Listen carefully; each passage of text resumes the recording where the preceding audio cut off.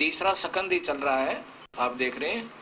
और यहाँ देखिए, ये तो दूसरा विष्णु उनको दिखा। फिर इतने में ही पवन से बातें करता हुआ वह विमान तुरंत उड़ गया। कहाँ पहुंचा? यहाँ देखो, वह एक देवी बैठी थी। वे ऐसी प्रभावपूर्ण देवी थी मानो करोड़ों बिजलियां एक साथ चमक रही हों। अत्यंत सुंदर मुख था। अब यहाँ देखो, ये देख के हम तीनों नारद ऊपर देखिए, हम आपस में कहने लगे, यह सुंदरी कौन है, इसका क्या नाम है? हम उसके विषय में बिल्कुल अनभिज्ञ हैं। इसके हजारों नेत्र, हजारों हाथ, हजारों मुख हैं। दूर से देखने पर भी कितनी सुंदर प्रतीत हो रही है। ये न कोई अप्सरा है और न कोई गंधर्व कन्या एवं देव कन्या ही। नारद यों संदेहग्रस्त होकर हम लोग वहां रुके।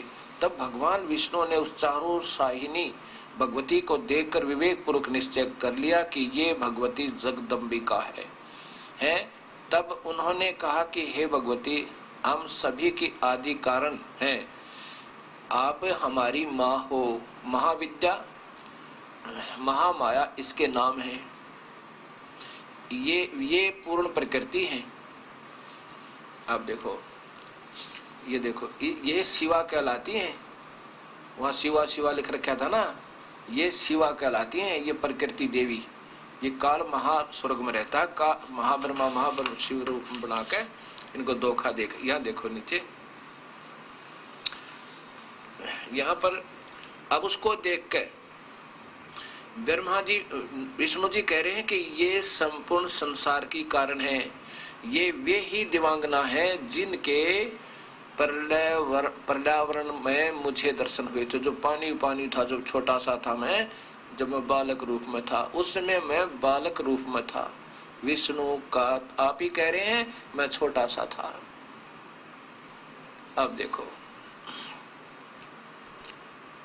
अब समझो भक्तात्माओं, और साथ में ये संत जन भी, जो इन्हीं शास्त्रों को सत्य मानते हुए इनके विरुद्ध मार्गदर्शन कर रहे हैं, उन्होंने भी स्वयं विचार करना चाहिए और तुरंत छोड़ देना चाहिए इस काल की गलत साधना को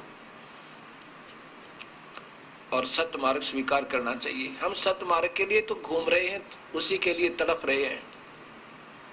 अभी तक नहीं प्राप्त हुआ था तो हमारे दुर्भाग्य था।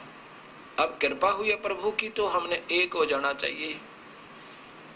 और इस दास के ऊपर कृपा उस परमेश्वर की, इस दास को अपना दास ही समझकर आके और इस दास से वार्ता करो प्रेम पूर्वक। और आदेश उस प्रभु का इस दास को नाम देने का, और वही नाम जो वेदों में वर्णित है। गीता के 17वें अध्याय के 23वें श्लोक में ओम तत्सत। ओम तो ब्रह्म का जाप है, एक और तत् सांकेतिक मंत्र वो पूर्ण ब्रह्म, पर ब्रह्म का, और सत मंत्र उस पूर्ण ब्रह्म का। इस तीनों ही मंत्र से जीव का यहाँ से छुटकारा होगा। ओम मंत्र तो अवश्य ही है, ये तो प्रारंभ है।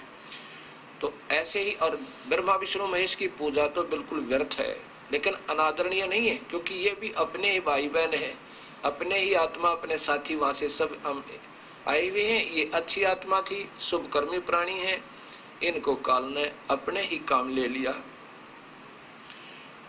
अब यहां देखो, अब आगे चलो। ये ब्रह्मा विष्णु महेश स्वयं स्वीकार करते हैं कि हम तो जन्म मरण के अंदर हैं, हमारा तो जन्म और मरण होता है। आप ही नित्य हो, हम नित्य नहीं है, हम अविनाशी नहीं है। जैसा कि सुधांशु जी ईश्वरलोकीय एक ब्रह्मांडीय विभागीय मंत्री यानी एक तमोगुण भगवान को, और मृत्युंजय यानी जिसने मृत्यु पर विजय पाली, अविनाशी और ना जाने सृष्टि रचनहार के उपमा दे रखी। एक प्रांत के, एक स्टेट के विभागीय मंत्री को, और कोई उसको बतावे ये मुख्यमंत्री है, ये प्रधानमंत्री है, ये राष्ट्रपति है, तो उस नादान को कुछ भी ज्ञान नहीं, फिर वो लाभ के दिवाएगा। अब सोचना पड़ेगा। अब यहां आप देखिएगा, अब क्या कह रहे हैं भगवान विष्णु। मां के पास पहुंच गए, नमस्कार किया और फिर सब कुछ जान लिया। उसके नाखून में जब देखा तो बताया कि हे भवानी, मैं तुमसे क्या निवेदन करूं। ये देखो,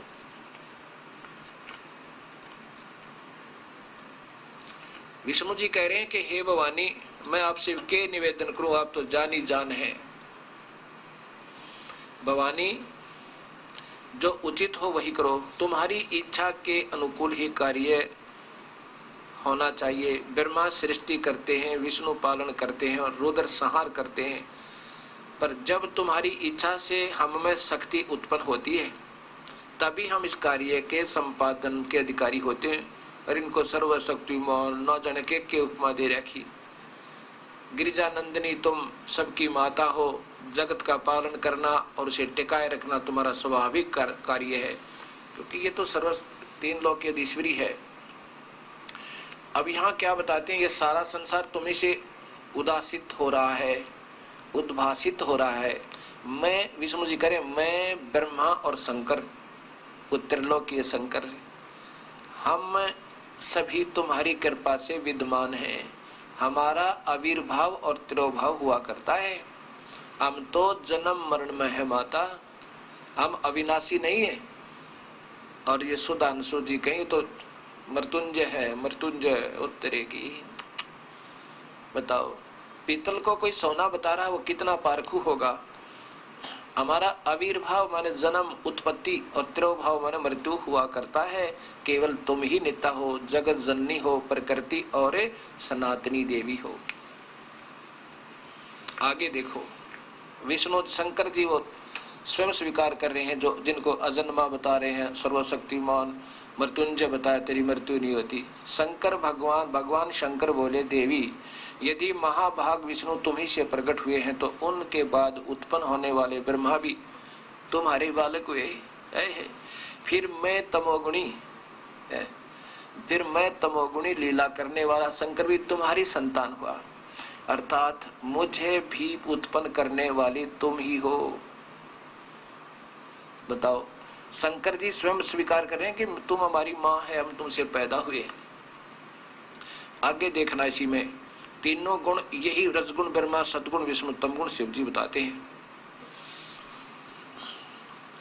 इसी में तीसरे स्कंद में ही देखिए, ये स्वयं स्वीकार कर रहे हैं कि उन्हीं तीनों गुणों से उत्पन्न हम ब्रह्मा, विष्णु एवं शंकर नियमानुसार कार्य में तत्पर रहते हैं। हम ये तीनों देवता तो जगत का कार्य संभाले रहते हैं, करती कराती तो तुम ही हो दोनों जने। मैं, ब्रह्मा और विष्णु विमान पर चढ़कर जा रहे थे, हमने रास्ते में बहुत कुछ दिखाई दिए। अब यहाँ देखना, ये तीनों गुण है, रजगुण ब्रह्मा, सदगुण विष्णु, तमगुण शिव जी, ये स्वयं स्वीकार कर रहे हैं।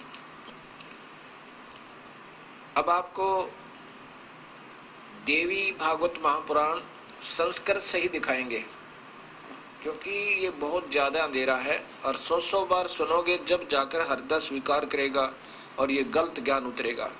देवी भागवतम भाषा सटीकम, ये, और इनके लेखक हैं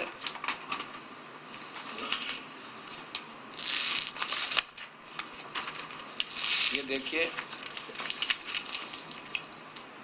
वेंकट, ये जय अथ देवी भागवतम भाषा सटीकम समाटम, खेमराज श्री कृष्णदास प्रकाशन बम्बई, यहाँ से प्रकाशित है। और इसमें अब देखिएगा, संस्कृत भी है साथ में, ये थोड़ा थोड़ा दिखाऊंगा और फिर अपना ना विश्वास हो तो खरीद कर देख सकते हैं, नहीं तो अविश्वास का समय भी नहीं है। यहाँ लिखते हैं कि विष्णु शिव ब्रह्मा दर्शन किए हैं।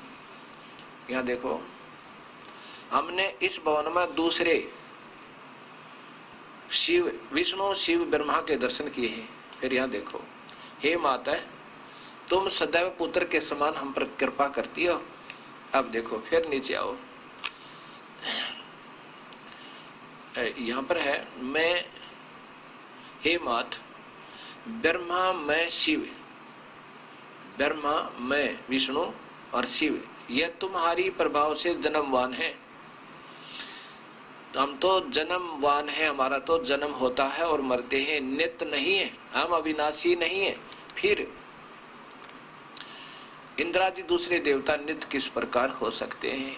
अब नीचे देखो, इनकी संस्कार देखो, ब्रह्मा अहम ईश्वर महेश्वर, मैं ब्रह्मा और ये महेश्वर महादेव, किलते प्रभावते सर्वे वयम जनी, हम तो आपसे ही जन्म लेते हैं, युता आपसे ही जन्म लेते हैं, न यदा, हम नित्य नहीं है, तू ही सदा है। अच्छा फिर आगे देखो, जो मैं ये बताना चाह रहा था आपको, ये संस्कृत है, ये संस्कृत देखिए आपने। अब फिर देखिए इसी में तीसरा स्कंद चल रहा है, हे माता, अतः सब लोगों के सृजन करने की इच्छा करने वाले हरि यानी विष्णु, ब्रह्मा और शिव, यह सब तुम्हारे चरणाविंद की भक्ति और प्रीति का प्राप्त होकर कर सकते हैं।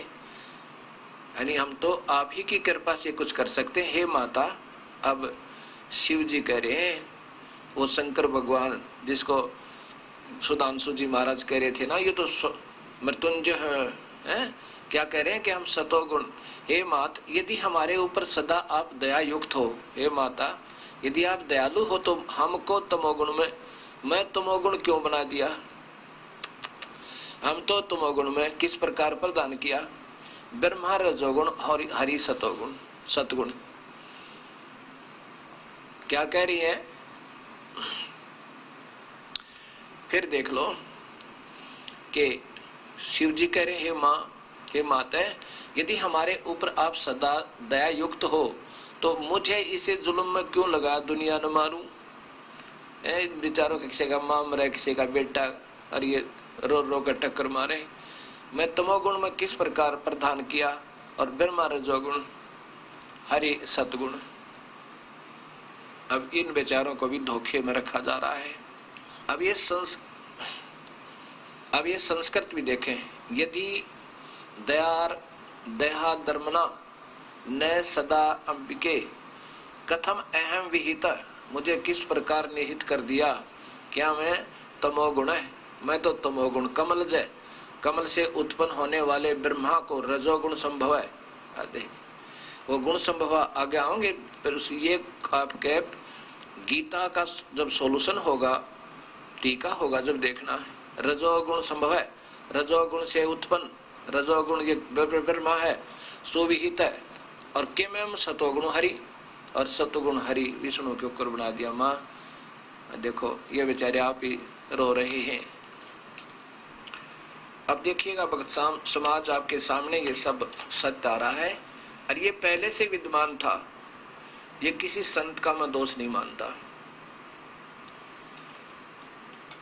क्योंकि अभी तक हमें ऐसा कोई संत मिला नहीं जो हमें सत्य बता सके, विशेषकर कलयुग में।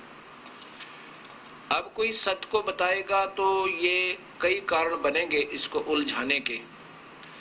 एक तो इन संतों की महिमा इतनी हो चुकी है, इस गलत मार्गदर्शन करते करते काल तक की महिमा बताते हुए, और शास्त्र विरुद्ध, ये सब शास्त्र हैं जो मैं आपको बता रहा हूं, इनसे अलग व्याख्या वे अपने काल्पनिक सुनी सुनाई लोक वेद के आधार पर, लोक वेद तो सुना सुनाया ज्ञान होता है, उसके आधार पर चल रहे हैं। शास्त्र विरुद्ध साधना की जा रही है और बताई जा रही है। नाम लेते हैं गीता जी का मर्मज्ञ ज्ञाता, और गीता जी में एक शब्द भी नहीं बताते उसमें क्या लिखा है। और इन देवी भागवत महापुराण, शिव महापुराण की महिमा गाते हैं, उसमें वास्तविकता क्या है यह किसी के सामने नहीं आ पाई। जितनी महिमा ब्रह्मा विष्णु महेश इस विभागीय मंत्रियों में है, इन तीन लोक के विभागीय प्रभुओं में है, इतनी तो है जितने संतजन बताते रहे।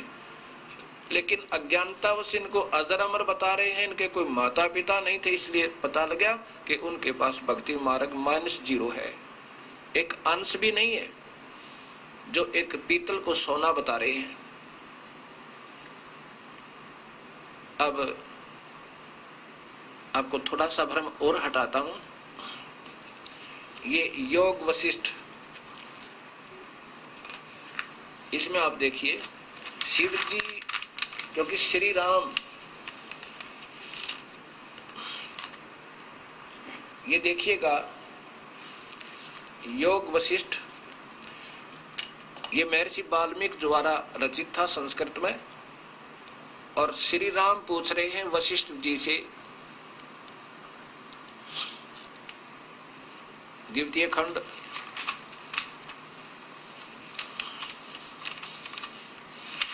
महर्षि श्री परमात्माय नमः, महर्षि वाल्मीकि जी कृचित संपूर्ण योग विशिष्ट महारामायण भाषा सचित्र द्वितीय खंड और पूर्वार्ध व उत्तरार्ध।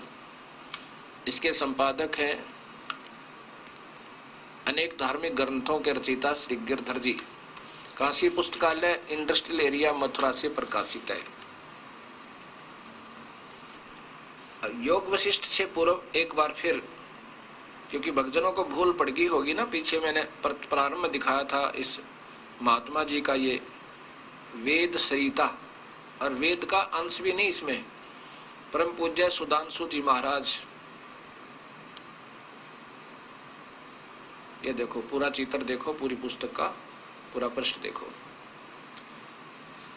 अब इसके अंदर मैरिज क्या कह रहे हैं कि 183 पृष्ठ है ये इनका। सुदासु जी कह रहे हैं कि शिव ही मृत्युंजय है। वो कौन सा शिव? वही शिव त्रिलोकी है, जो स्वयं कहते हैं हम तो नाशवान हैं। ये शिव जी। इसके बारे में क्या बता रहे हैं?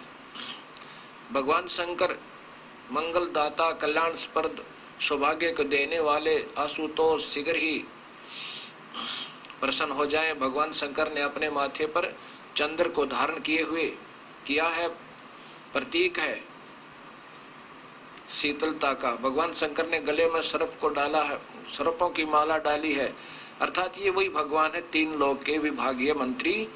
और ये क्या कहते हैं कि जिन्होंने अमृत पिया था सबके देव, वो सबके देव कहलाए, लेकिन भगवान शंकर ने विष पिया था, वह देव नहीं महादेव कहलाए। ये अटकलबाजी इनकी, एक लतीफेदार बातें बना के, क्यों पढ़े लिखे अच्छे हैं और बोलने की शैली ठीक है, ऐसे लोगों को एक्टरों हीरो की तरह अपने पीछे लगा रहे हैं। ज्ञान ABC भी नहीं भक्ति का। श्री राम को वशिष्ठ जी कह रहे हैं कि मैंने जो भगवान शिव से, त्रिलोकीय शिव से जो पूछा था भक्ति मार्ग, उस परमात्मा का, वो मैं तुझे बता रहा हूं। और इसमें जब मैंने भगवान शिव से पूछा तो उन्होंने क्या बताया था, यही योग विशिष्ट।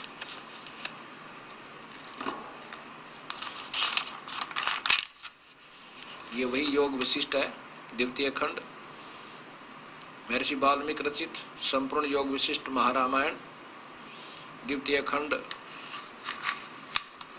के श्री गिरधर जी इनके रचयिता है। काशी पुस्तकालय इंडस्ट्रियल एरिया मथुरा से प्रकाशित है। यहाँ देखिए,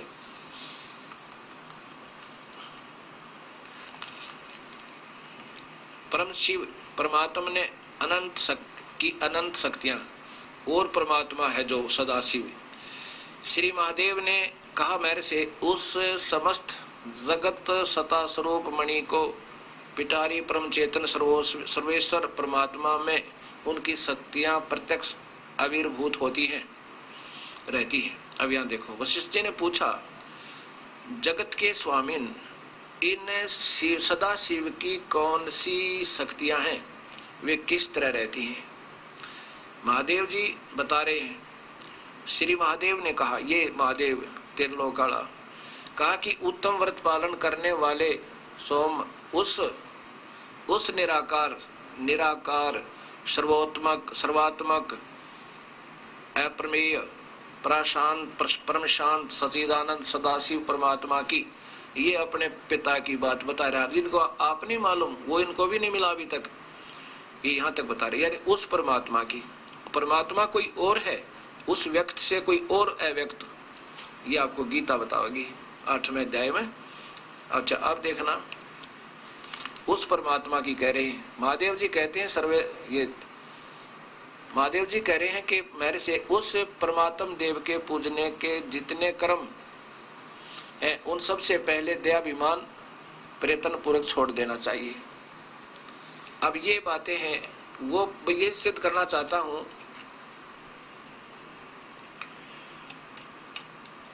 कि वो परमात्मा कौन है।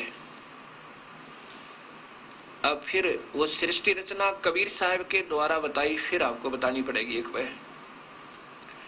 एक बार फिर बताता हूं, पूरी नहीं, जहां से छोड़ी थी। ये काल, ये सदाशिव कहलाता है। यही कैसे निराकार हुआ कि आज के बाद मैं किसी को दर्शन नहीं दूंगा व्यक्त रूप में, यानी सामने नहीं प्रकट होऊंगा, पर है वो आकार में।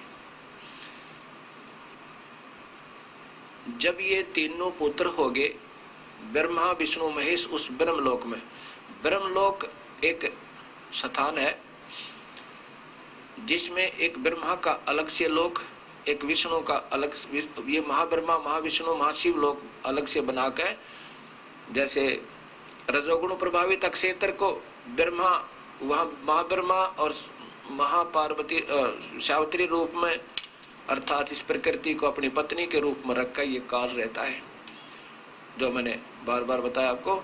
ऐसे ही उसी ब्रह्मलोक में एक विष्णु सतोगुण प्रभावित एक क्षेत्र बना रखा है, उसमें अपनी पत्नी प्रकृति देवी को, अर्थात इस शेरा वाली अष्टंगी को साथ लेकर के वहां जो पुत्र की उत्पत्ति होती है उस सतोगुण प्रभावित क्षेत्र में, उसका नाम विष्णु रखता है। और जो रजोगुण प्रभावित क्षेत्र में जो पुत्र उत्पन्न होता है इन दोनों से, उसका नाम ब्रह्मा रख देता है। फिर ऐसे ही कैलाश पर्वत बना रखा वहां पे ब्रह्मलोक में, और वहां जो प्रकृति देवी को साथ रखा है उसी को सदाशिव महाशिव ऐसे बोलते हैं। ये काल ही अपने अन्य रूप में महाशिव के रूप में और पार्वती के महापार्वती के रूप में इस प्रकृति को, यानी अष्टंगी को साथ लेकर अध्या माया को, वहां जो पुत्र उत्पन्न होता है उसका नाम शिव रखते हैं। जब ये दोनों तीनों जब थोड़े थोड़े सियाने होते हैं, बालकपन से आगे चलते हैं, उसमें इनको बेहोश करवा देते हैं। तो तब ये काल, ये ब्रह्म अपनी पत्नी प्रकृति देवी से, अर्थात इस अष्टंगी से कहा कि जब ये बच्चे थोड़े थोड़े सियाने हों इनको बेहोश कर देना, और फिर इनको जब ये जवान हो जाए फिर इनको होश में ले आना। इन तीनों को कार्य देना। ब्रह्मा सब जीवों की उत्पत्ति करवावे रजोगुण प्रभावित करके, और विष्णु इनको मोह ममता एक दूसरे में बनाए रखे, सतिथि बनावे, और शिव संहार करे। रजोगुण को ये ड्यूटी देना और जीवों की उत्पत्ति का, और सतिथि का सतोगुण को, और संहार का तमोगुण को। और यही तीनों पुत्र जब सियाने हो जाए, इनको ब्रह्मा को कमल के फूल पे मैं सबसे सतिथि तैयार कर दूंगा, काल कहने लगा। और विष्णु को शेष सैया पे, रुद्र को कैलाश पर्वत के कोने पे, इनको होश में लाकर इकट्ठे कर देना और फिर इनके विभाग बांट देना। फिर कहा कि आज के बाद मैं किसी को दर्शन नहीं दूंगा। ये प्रथम सृष्टि का जिक्र है। आज के बाद मैं कभी दर्शन नहीं दूंगा, और अव्यक्त मुझे निराकार मान्या करेंगे, लेकिन मैं आकार में अपने लोक में रहा करूंगा। और कभी कभी चतुर्भुज रूप में इस ब्रह्मलोक में भी रहा करूंगा। मेरे उस वास्तविक रूप परम रूप का कोई भी दर्शन नहीं कर सकता, ना वेदों में वर्णित विधि से, ना ही किसी तप से, ना यज्ञ से, ना हवन से मेरी प्राप्ति कोई नहीं कर सकता। मैं कभी किसी के सामने व्यक्तिगत रूप से नहीं आऊंगा, लेकिन कार्य मैं सारे करवाऊंगा। मेरे हाथ में सबका रिमोट होगा और मैं इन सब से अपना सब कार्य करवाता रहूंगा। तब प्रकृति देवी ने, शेरावाड़ी ने कहा था आद्या माया ने कि निरंजन, मैं अकेली औरत कैसे इस 20 ब्रह्मांड को चलाऊंगी तेरे को। तब इस काल ने कहा था तू चिंता ना करे, ये सब कार्य मैं करता रहूंगा, पर मैं सामने नहीं आऊं किसी के अंदर प्रवेश करके, किसी को गुप्त प्रेरणा देकर, कभी आकाशवाणी करके। मैं कभी किसी के सामने व्यक्तिगत रूप से नहीं आऊंगा, लेकिन कार्य मैं सारे करवाऊंगा। मेरे हाथ में सबका रिमोट होगा और मैं इन सब से अपना सब कार्य करवाता रहूंगा। तब प्रकृति देवी ने, शेरावाड़ी ने कहा था आद्या माया ने कि निरंजन, मैं अकेली औरत कैसे इस 20 ब्रह्मांड को चलाऊंगी तेरे को। तब इस काल ने कहा था तू चिंता ना करे, ये सब कार्य मैं करता रहूंगा, पर मैं सामने नहीं आऊं किसी के अंदर प्रवेश करके, किसी को गुप्त प्रेरणा देकर, कभी आकाशवाणी करके। मैं तेरा सहयोग देता रहूंगा। अब आपने ये सारी आंखों देख ली, आपके सामने वो अव्यक्त हो गया। फिर कहा कि जब ये सियाने हो जाए इनको होश में लाना, फिर इनके ब्याह कर देना। तीनों का ब्याह कर दिया। ये भी देवी भागवत महापुराण में प्रत्यक्ष प्रमाण है, पहले भी कई बार दिखा चुका हूं। अब मैं आपको आगे वैसे ही बता रहा हूं, मौखिक बताऊंगा। ब्रह्मा को अपने, फिर इनको सागर मंथन पर भेजा। सबसे पहले वेद निकले, वेद ब्रह्मा ने पढ़े। अब पहले ये माता से ये ब्रह्मा विष्णु महेश पूछने लगे कि माँ हमारा पिता कौन है। तब ये कहने लगी कोई तुम्हारा पिता नहीं, कोई तुम्हारा बाप नहीं, माँ नहीं, मैं ही तुम्हारी माँ, मैं ही तुम्हारा पिता हूं। जब वेद निकले सागर मंथन में, वेदों में पाया कि कोई परमात्मा और है। वेदों में पूर्ण परमात्मा की पूर्ण महिमा है और जाप केवल ब्रह्म का दिया हुआ ओम नाम। तो इन ऋषि लोगों ने वेदों को पढ़ा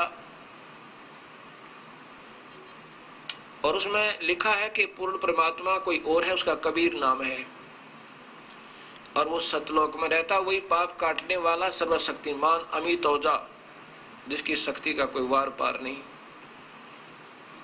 उसकी पूजा करने से ये जीव जन्म मरण रहित हो जाता है। वो सतलोक में रहता है, वो आकार में है, मनुष्य जैसा है।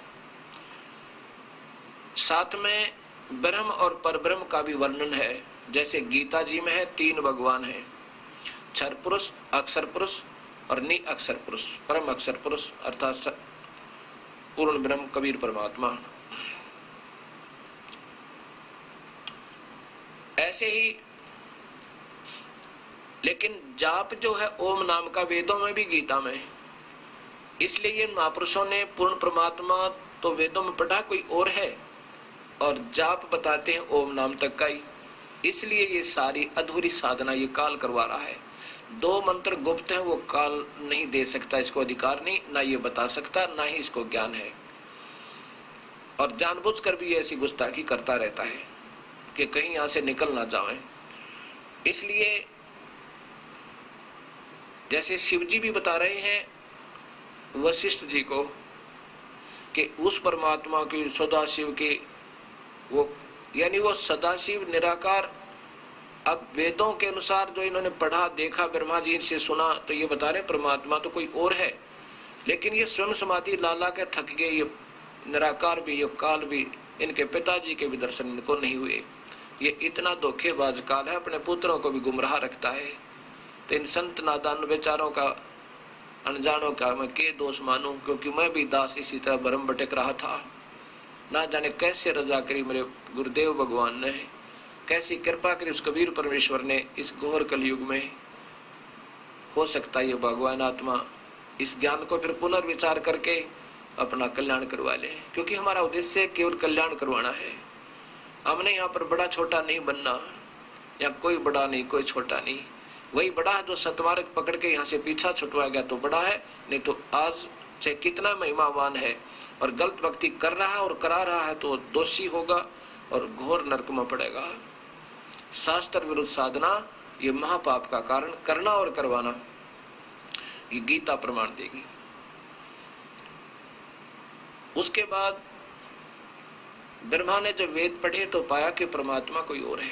माँ से पूछा कि माँ आप तो कहा करती कि परमात्मा कोई नहीं, इसमें लिखा कि प्रभु कोई और है जो सारी सृष्टि का रचनहार है और उसको ध्यान से ढूंढा जा सकता। जैसे शिव जी बता रहे थे वशिष्ठ मुनि को कि उसका मुख्य ध्यान ही है। इन्होंने बस मेडिटेशन तक पढ़ा है, लेकिन ध्यान तो एक यज्ञ है और यज्ञ से प्रभु प्राप्ति नहीं हो सकती, ओम नाम के जाप से प्रभु प्राप्ति नहीं हो सकती। ये तो कमाई करके इससे यहाँ ऐश्वर्य के साधना इसके बदले मिल सकते हैं, स्वर्ग महास्वर्ग और यहाँ के इंद्र बन जाना, राजा बन जाना, ब्रह्मा विष्णु महेश बन जाना, इनसे केवल ये ही मिलेगा, प्रभु प्राप्ति बिल्कुल नहीं। 11वें अध्याय का 47, 48 और 53 श्लोक आपके सामने स्पष्ट करेगा।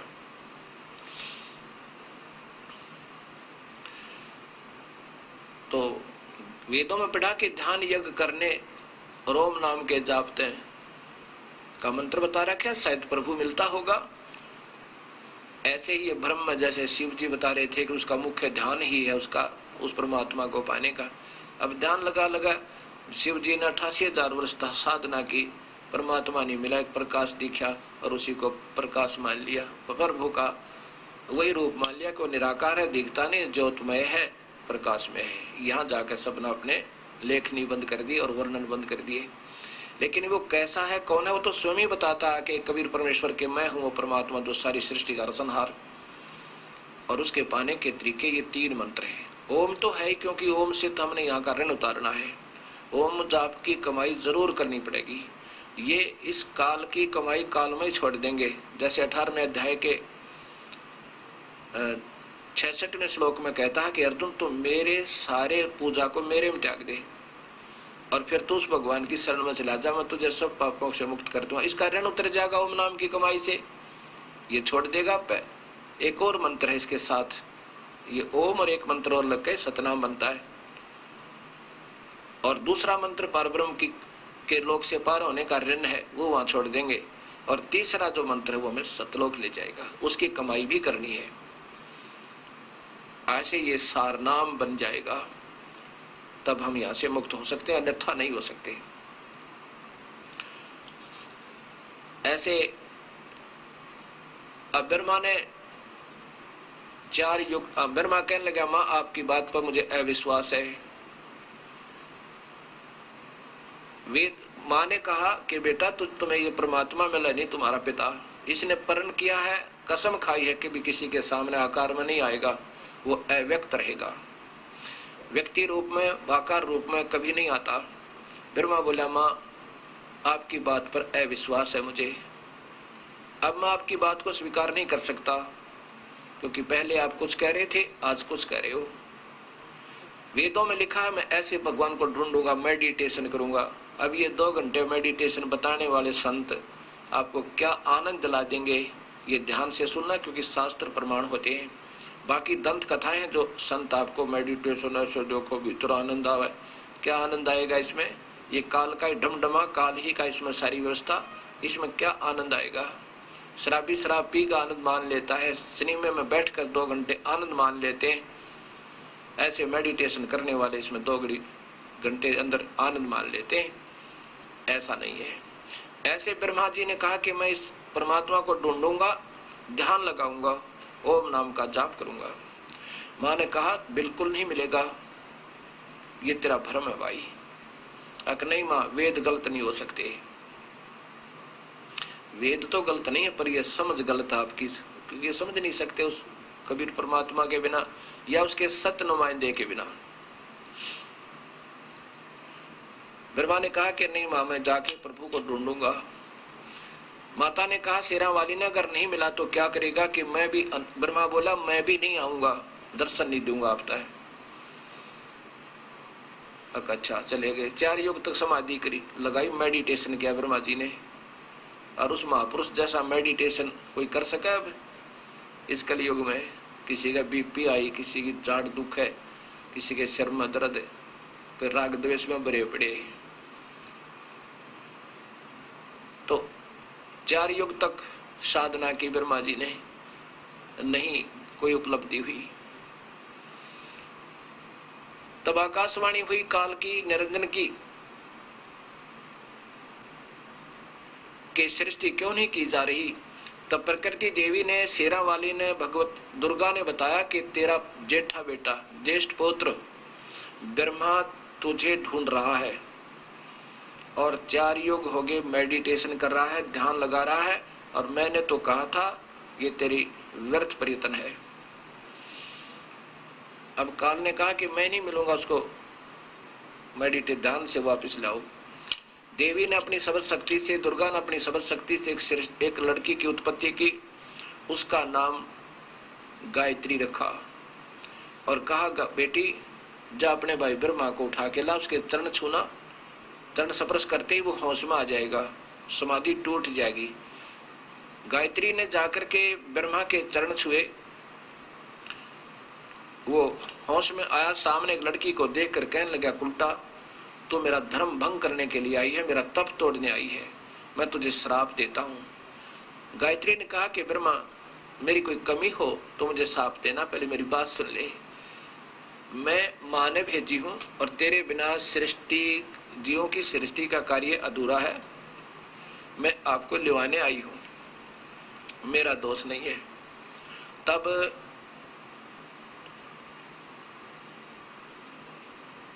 ब्रह्मा बोला कि गायत्री मत चल तो पढ़ो, पर माँ के सामने मुझे शर्म लगे। मैं कह कर आया था कि अगर पिता के दर्शन नहीं हुए तो मैं माँ आपको सूरत नहीं दिखाऊंगा। अब कैसे चलो, दर्शन हो नहीं रहे, 4 युग हो गए। कबीर साहब कहते हैं तीनों देवा उसको जावे, निरंजन का वो पार नहीं पावे। ब्रह्मा विष्णु महेश भी अपने पिता को ढूंढ रहे हैं, इनको भी ये दर्शन नहीं देता, इतना कपटी है, कबीर साहब बता रहे हैं। तो ब्रह्मा ने कहा कि यदि तू मेरी झूठी गवाही दे दे माँ के सामने तो मैं चल पड़ूं। तो गायत्री ने एक शर्त रखी जो यहाँ बताने योग्य नहीं है, ये आप पढ़ सकते हो। ब्रह्मा ने स्वीकार की। फिर गायत्री ने कहा कि एक और तैयार करते हैं अपना गवाह। गायत्री ने अपनी सब शक्ति से एक लड़की और तैयार की, उसका नाम पोवती रखा।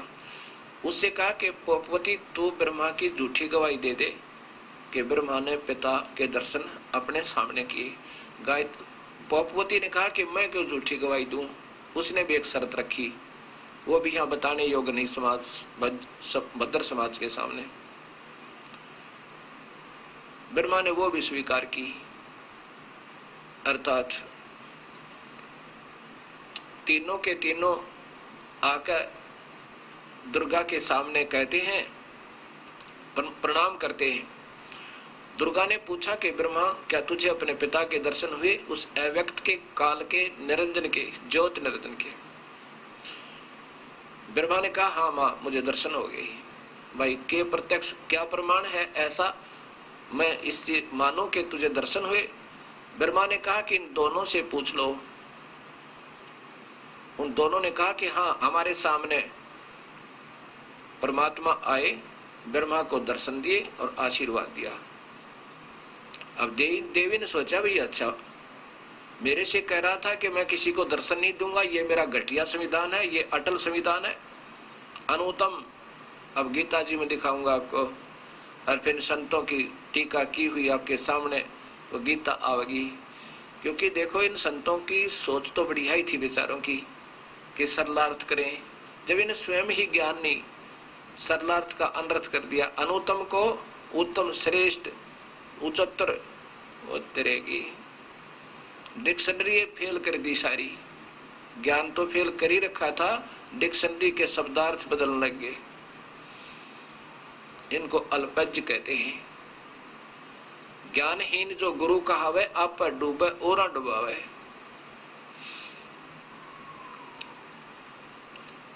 तब वो अक्षुब्ध होकर, नाराज होकर प्रकृति अर्थात दुर्गा एकांत स्थान में बैठी और कहने लगी निरंजन तो बहुत झूठा, मेरे से कह रहा था कि मैंने तो किसी को दर्शन देने नहीं, ये मेरा घटिया अनुतम अवम अनुतम अटल अनुतम घटिया संविधान है कि मैं कभी किसी के सामने व्यक्त रूप में नहीं आता।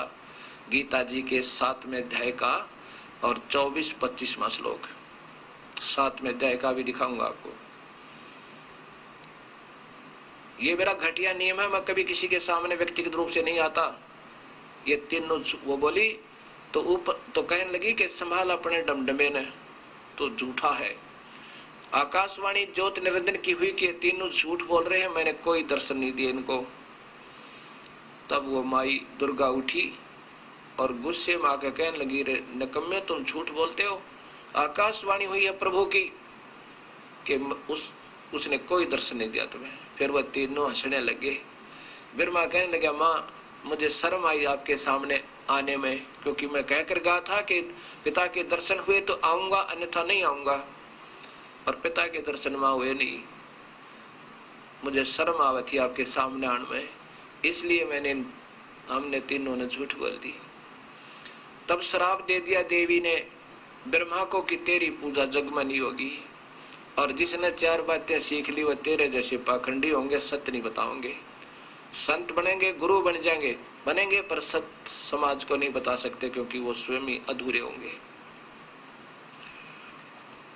क्योंकि ब्रह्मा शास्त्रों का ज्ञाता और जगत गुरु यानी यहाँ के 3 लोक के महाज्ञानियों में माना जाता है, सबको ज्ञान देने वाला। गायत्री को श्राप दे दिया कि तू गाय बनेगी और तेरे सांड पति होंगे कोई कोई। पोपोती को श्राप दे दिया कि तू गंदी जड़ी बूटी, गंदगी में पैदा होने वाली जड़ी बूटी बनेगी। जब प्रकृति देवी ने तीनों को श्राप दे दिया तो आकाशवाणी निरंजन ज्योत निरंजन की हुई कि दुर्गा तने अच्छा नहीं किया। तू कौन होती है इनको श्राप देने वाली? अब मैं तुझे श्राप देता हूं कि तू द्वापर युग में द्रौपदी बनेगी, तेरे 5 कसम होंगे, तेरे 5 पति होंगे। अब प्रकृति कहने लगी और दुर्गा कहने लगी कि निरंजन तेरे वश पड़ी हूं, मैंने अपने पैर पे आप कवाड़ा मार के तेरे साथ आगी और मेरा कहीं ठिकाना नहीं, कैसे भी नाच नचा ले ऐसे नचना होगा। मैं अपने पिता ने छोड़ आई। अब एक तरफ तो आप कह रहे हो सृष्टि को संभालो, इन बच्चों ने गलती की तो थोड़ी सजा दे दी,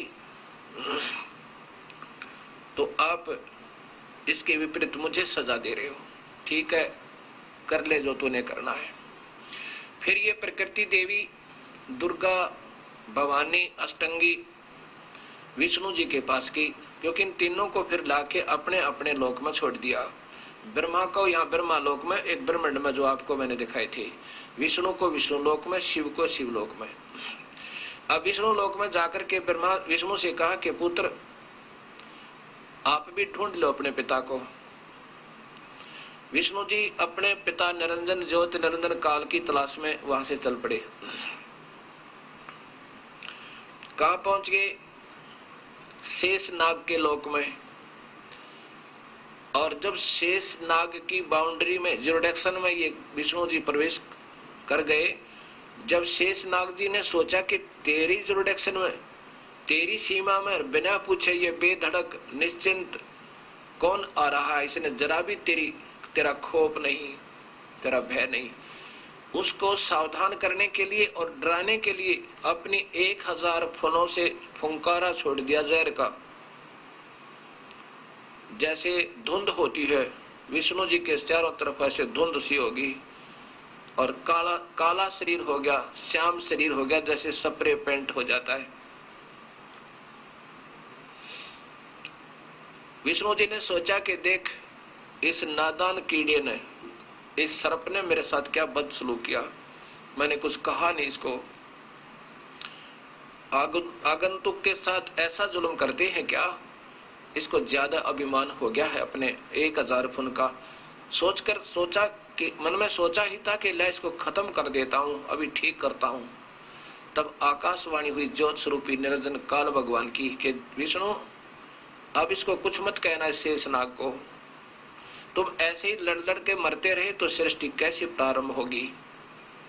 अब इसको कुछ मत कहना, द्वापर युग में तू कृष्ण बनकर जाओगा, आप श्री कृष्ण बनकर जाओगे और ये काली दय में इसी शेष नाग का अवतार वहां कालिया नाग होगा, उस समय तो इसका बदला ले लेना। अब जाकर अपनी माता को, दुर्गा को स्पष्ट बता दे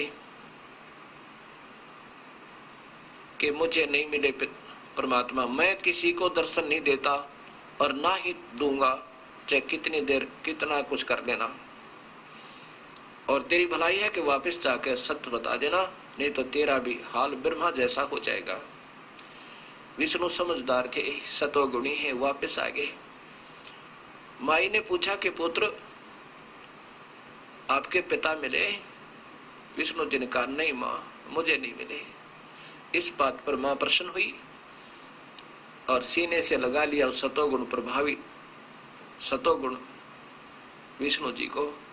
कहा कि बेटा तू बड़ा सतवादी होगा और तेरे को ये सृष्टि रचने का यानी ना सृष्टि पालन कर्ता का स्थिति रखने का विभाग देती हूं।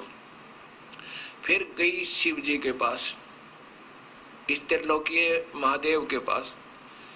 शिव जी से कहा कि पुत्र तेरे दो भाइयों को तो पिताजी मिले नहीं, अब आप भी कोशिश कर लो अपने पिताजी की, कहीं फिर बाद में समाधि लगाकर बैठ जाओ, सृष्टि कर्म अधूरा रह जा।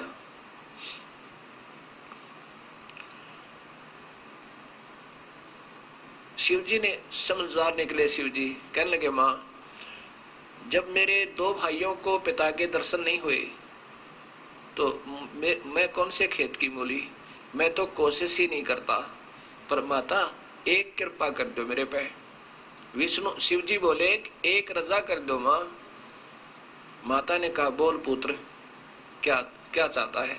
कि मुझे वर दे दो, मैं कभी नहीं मरूं, मैं अमर हो जाऊं, मैं मृत्युंजय हो जाऊं। माता ने कहा पुत्र ये नहीं हो सकता, जो पैदा हो गया वो मरेगा और मर गया उसका जन्म जरूर होगा भाई। ये इस काल 21 ब्रह्मांड का नियम है, ये अटल नियम है, ये हार्ड एंड फास्ट रूल है।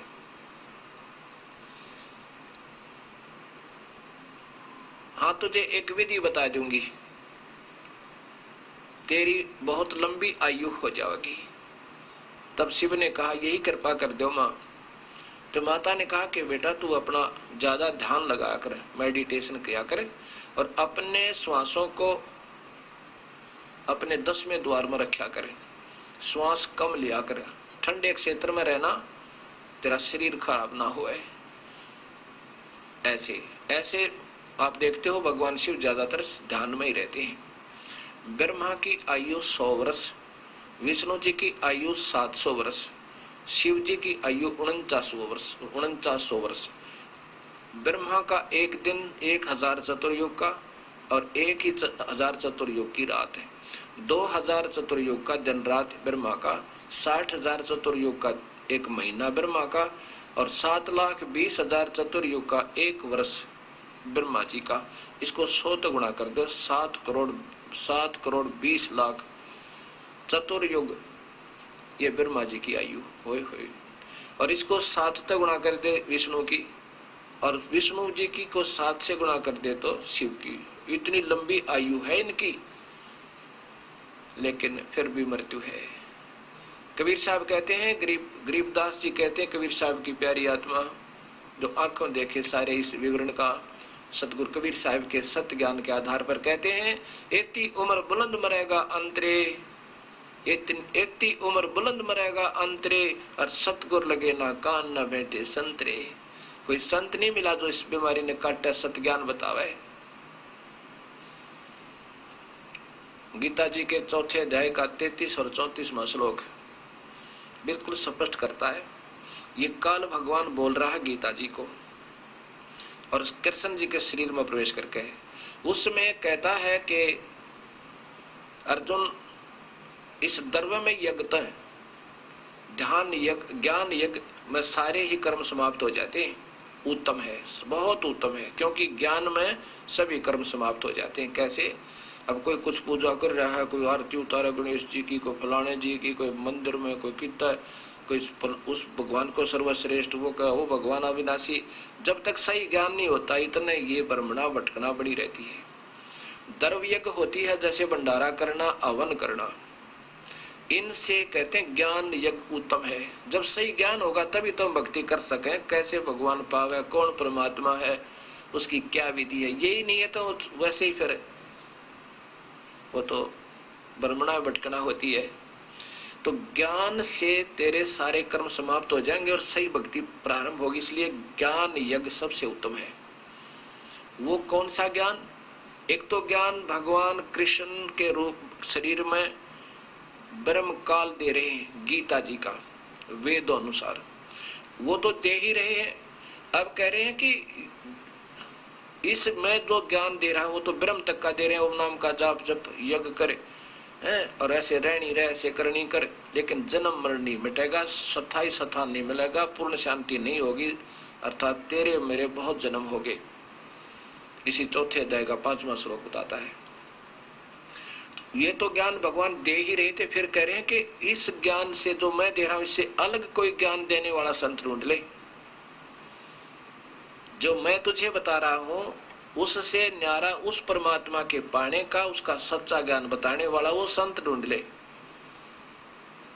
उन तत्वदर्शी संतों को ढूंढ जो सतमार्ग के जानने वाले, उनको दंडवत प्रणाम करो।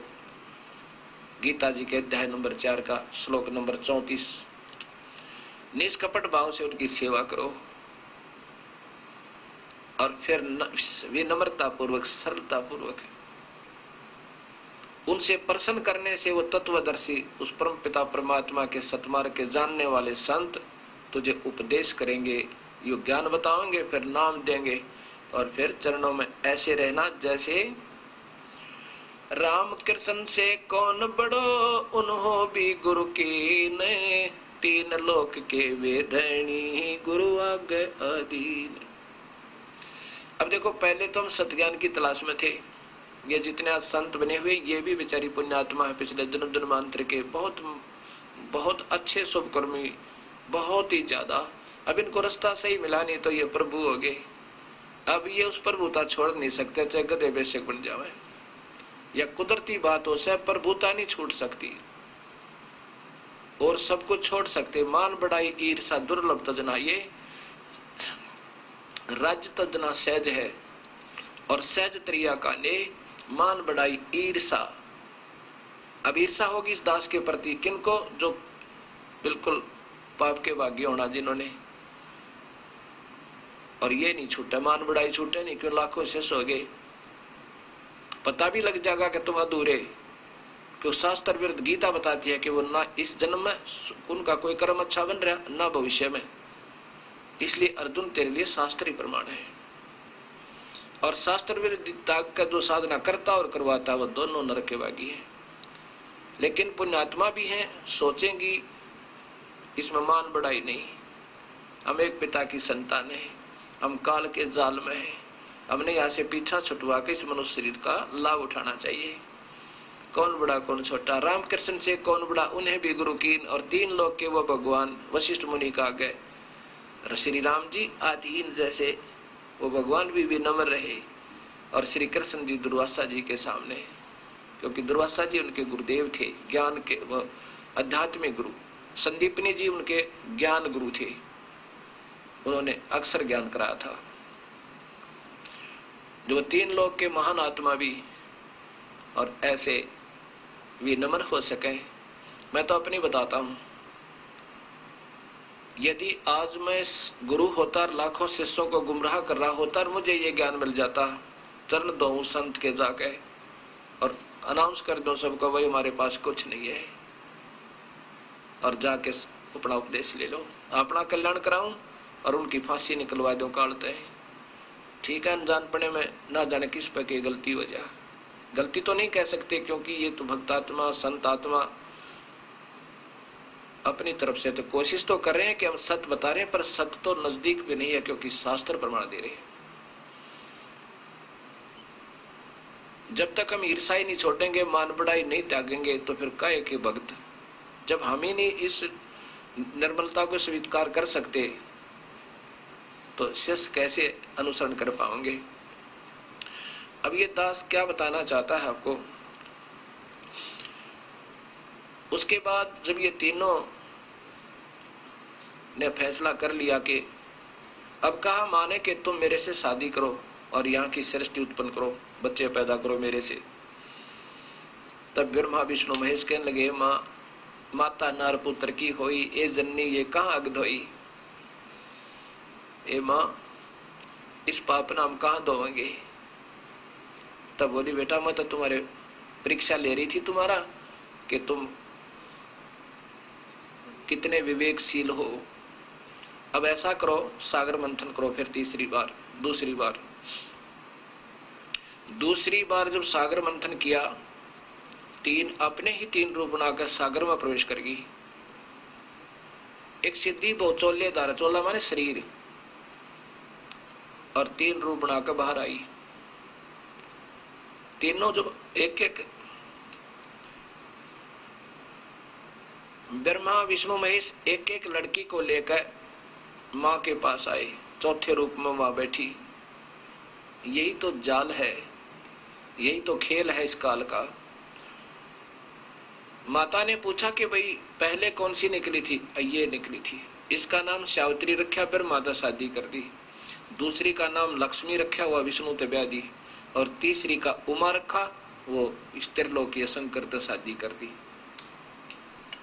अब देखिए वे देवी भागवत महापुराण गीता प्रेस गोरखपुर से प्रकाशित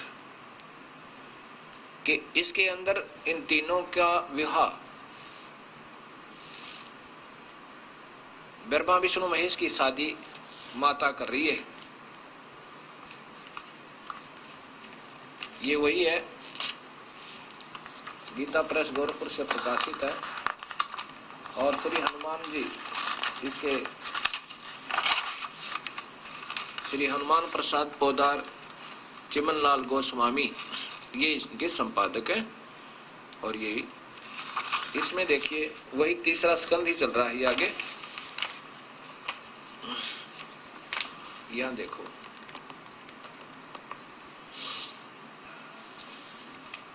भगवती जगदम्बा ने भगवान विष्णु से कहा, विष्णु मन को मुग्ध करने वाली इस महालक्ष्मी को लेकर तुम भी पधारो। ये भी कुछ भी कहे, माँ लक्ष्मी कह दो चाहे कुछ भी, तो लेखक की अपनी लेख है। लक्ष्मी को लेकर तुम पहुंचो, ये सदा तुम्हारे वक्षस्थल में विराजमान रहेगी, तेरी छाती पर रहेगी। अब यहाँ देखो